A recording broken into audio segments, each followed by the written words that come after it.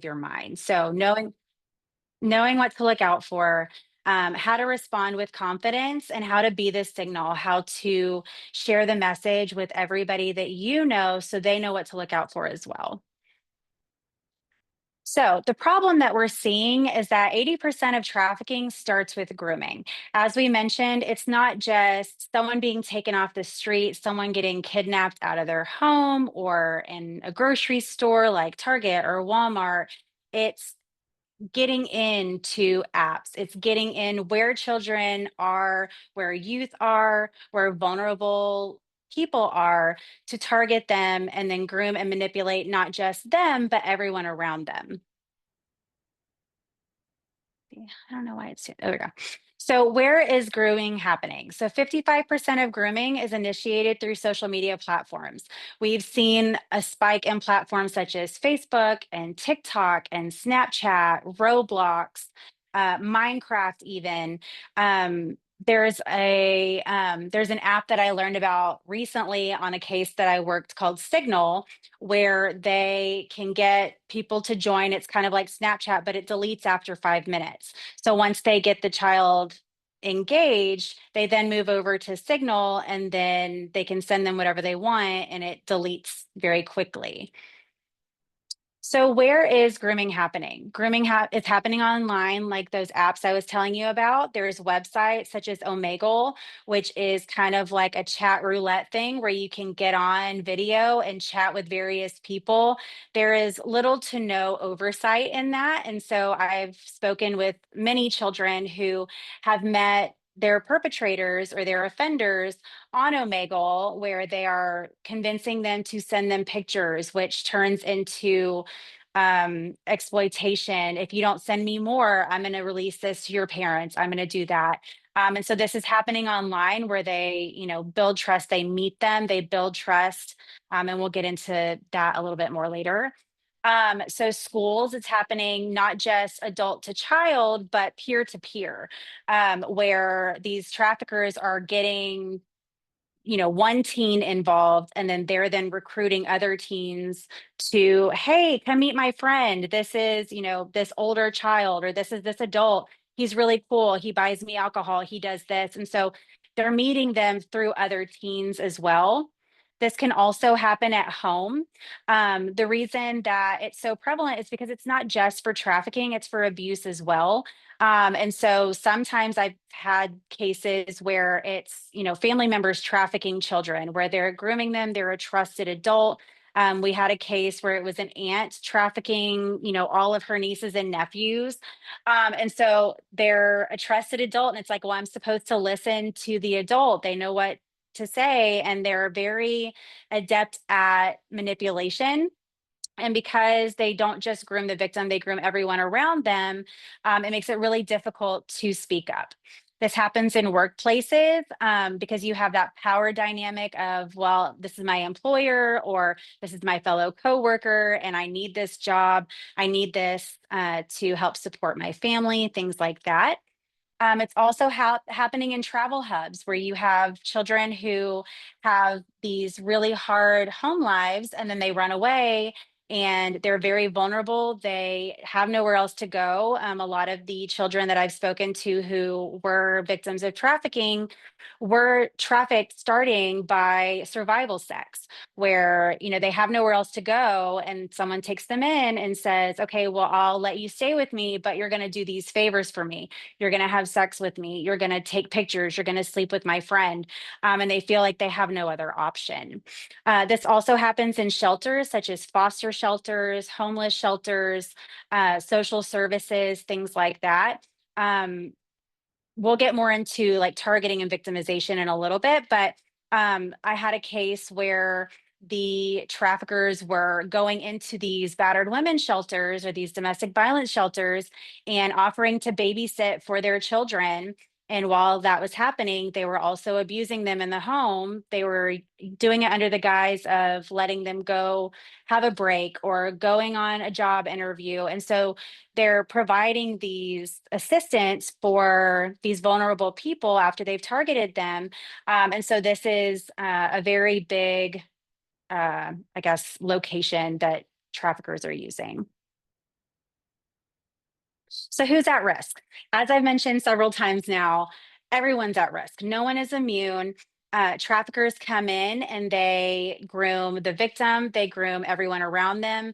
And the reason for this is because it makes it much more difficult to speak up if it's a trusted adult. So, say it's a family friend that you've known forever, it's going to be much more difficult for a child to want to speak up when it's like, well, my mom loves this person and I love this person. I just don't like these things that they're doing to me. And so when they get them in, it makes it much easier to mask it and play that role if they're grooming everyone around them. It's like, oh, well, that person's so nice, I've known them forever, they would never do something like this. So no one is immune. Entire communities can be manipulated, and they are exploiting trust, authority, and vulnerability. It's not just low income families. This is happening in all walks of life. So why does Share the Signal exist?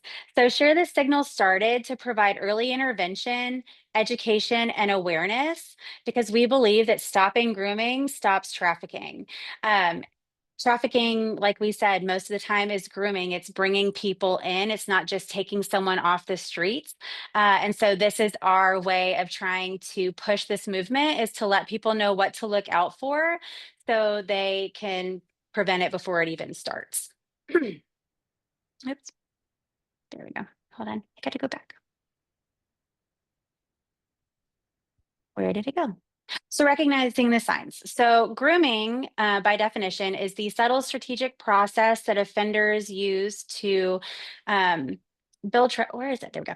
To build trust, lower boundaries, and gain access to victims. It often looks like kindness, favoritism, special treatment, until it doesn't. So as Jess said, if it looks romantic, it's designed to. It's designed to look like they're just trying to be helpful, like they're just trying to show favorites. I spoke with a group of siblings, and only one of the victims made an outcry at that time. But the two siblings were like, well, I don't know why she would say that, because he favorites her. Everything she wants, he gives it to her.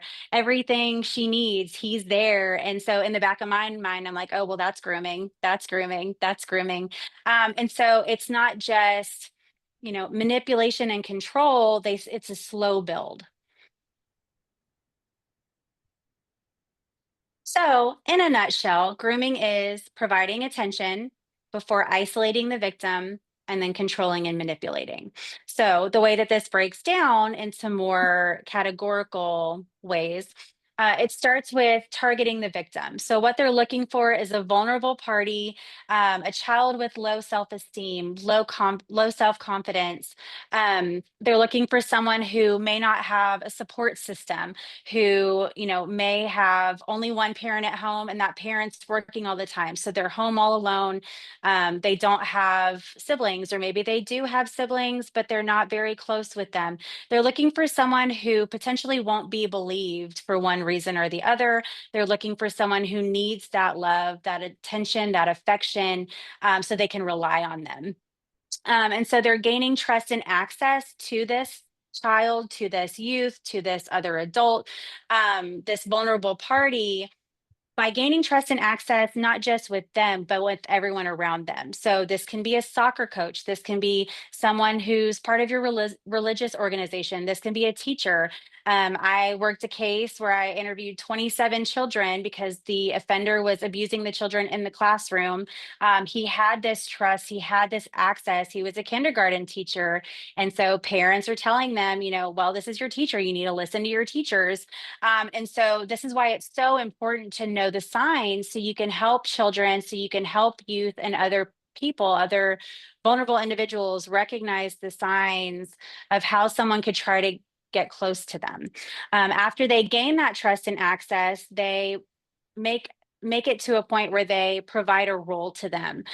So say it was a soccer coach where they're like providing maybe extra tutoring to the child. So they're, trying to play a role, and it looks like being super helpful. It looks like being that kind person, like, oh, well, I'll give them a ride. I know that you work really late. I don't mind giving them a ride.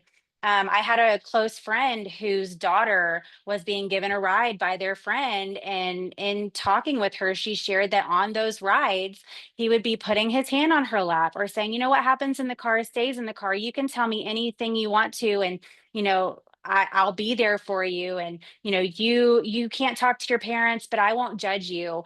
And so they're playing that role while also isolating their victim. By isolating them, it's almost as if they are making themselves the center of this child's world. By isolating them, it keeps them from their support system. It keeps them from their friends who might be seeing these signs, these behavior changes. So they're isolating them from their family, from their entire community, basically. So then they start creating secrecy. So grooming, I look at kind of like a slow build, like I mentioned earlier, where creating the secrecy might be testing the waters, like, oh, hey, you know, here's some candy. I know your mom said, you know, not to give you any, but it'll just be our little secret. So they're introducing that secrecy to see kind of what the child's response is going to be before building on to more and more like intense secrets. And then eventually they will normalize exploitation.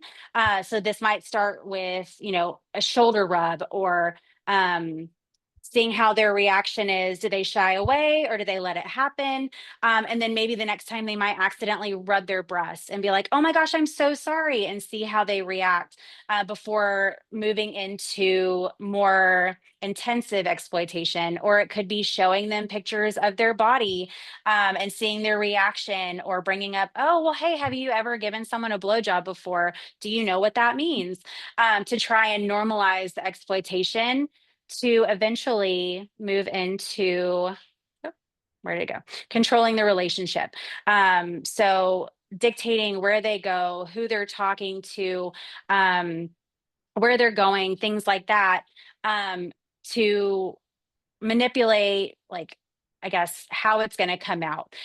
So manipulating, you know, well, you've done this for me. I'm going to tell your parents if you know, don't continue this, or like I mentioned earlier with the pictures, if you don't send me more, I'm going to release this to other people. And I'm going between seeing you guys and not seeing you guys. So it's kind of all over the place. So what can grooming look like? So it can look like secrecy, it can look like manipulation, trying to be in their ear, be, you know, whispering things to them, manipulation, drawing them in. It can look like gift giving. Like, oh, well, it wouldn't be this person because he always buys me school clothes and he loves me. And that grooming of buying school clothes, I've had a case where it was mom's friend who bought her school clothes, and it turned into, oh, well, I need you to show me the clothes. I want to see how they look on you. Show me those clothes. And so she was able to recognize, hey, that kind of makes me feel weird. I don't like that. And so she spoke up. But some people don't recognize that, and they just think that they're being nice, and it's designed that way. It looks like love bombing, like sending messages of, you're so beautiful, and you know, I just love you so much, and you're just very mature for your age. And so it's these messages that are designed to target that low self-confidence, that low self-esteem, to build them up to where they don't want to speak out, because this is someone who sees them. This is someone who recognizes their potential and wants to be there for them. Then it turns into control and manipulation. And so some signs to look out for: behavior changes. If you've got a child in your life, or someone who seems developmentally advanced or is trying to act way more mature than their age, if they are constantly on social media, they won't put their phone down, if they're constantly talking to someone, those are some things that you might want to look into. You might want to look into the apps and see if they have chat capabilities.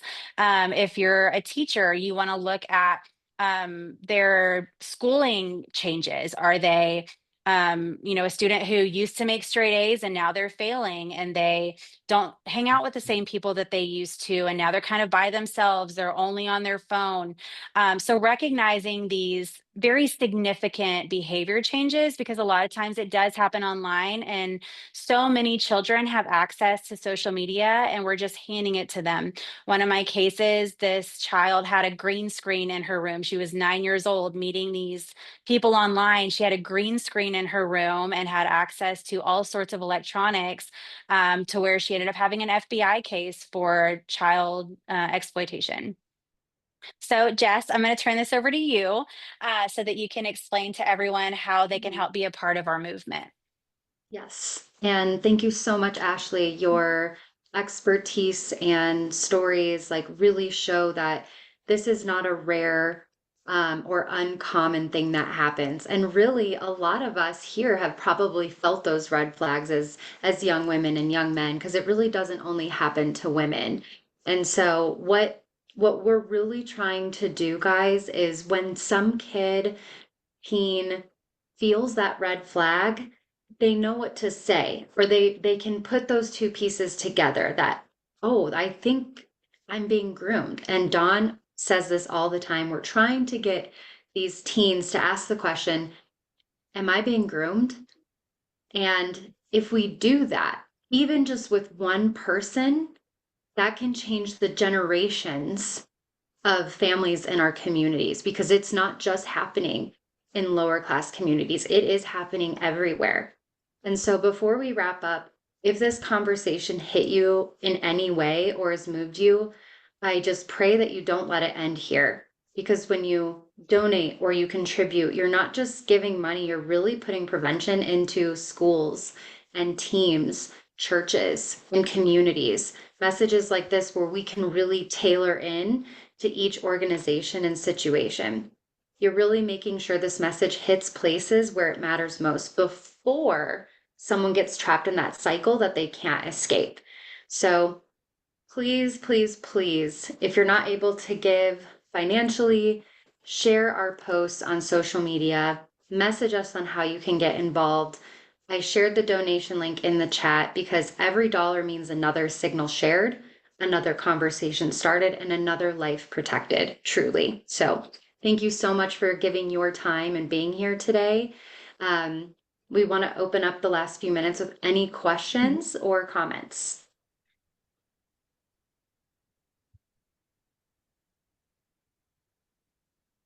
So thank you so much, Ashley and Jess. Of So Ash, course. presentation was fantastic and Thank you so much. really hits the nail on the head. We have a survivor. Her name is Allie. She lets us, partner with her because she actually works for one of the social services. And so she's been on the news for us a few times and told her Mhm. story. And her story is the story of grooming. And that's her speech that she does, is that the human trafficking is not like you see in the movies. It is like my story, where she was Mhm. upper middle class, went to dance Mhm. class every day, still, she had all these extracurricular activities in school, but she was being trafficked in the evening by her boyfriend and her Mhm. boyfriend's dad. And so it is very powerful message to say, like, this is what's happening Mhm. out there. So thank you so much. And Of Jess, I course, have to thank say you. that this is fantastic. This is the missing piece of education that that these young individuals are needing.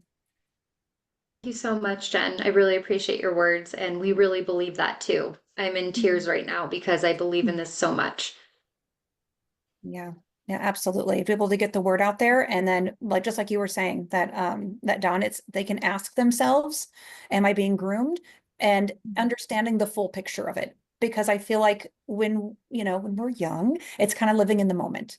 And Mhm. this is fun. This is, they're giving me this, they're giving me attention, but not Mhm. looking at the full picture of what the potential and the danger could be. Right, Yes. right. And I also want to say before we close up here with our last minute, if you want to see specific content for where you're at, send us a message and we'll get back to you today.